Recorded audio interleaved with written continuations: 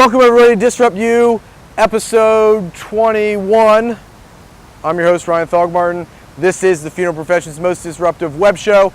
We are out in the wild today. I'm not in our typical setting.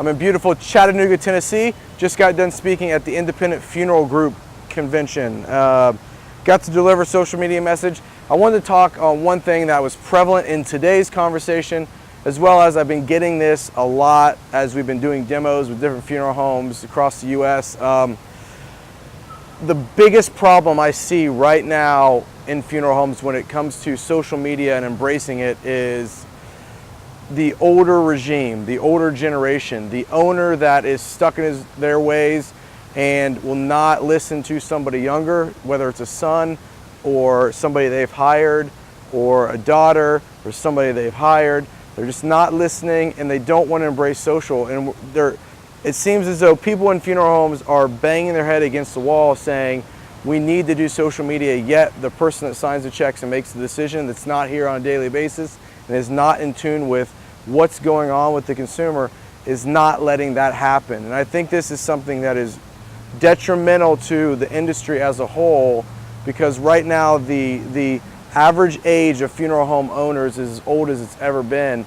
So we're going to see a big change of hands over the next 5 years from older generation to younger generation. But that 5-year time span may be too long. And what I mean by that is you've got to jump on the social media bandwagon. And it's not a bandwagon because it's not a fad, but you know what I mean. You've got to get involved and you've got to engage. This isn't something that you need to think about.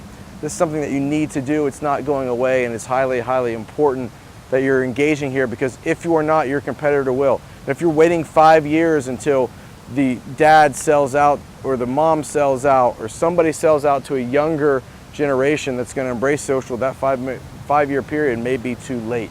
So I think this is a big problem. I don't know how to encourage somebody to address it other than showing proof.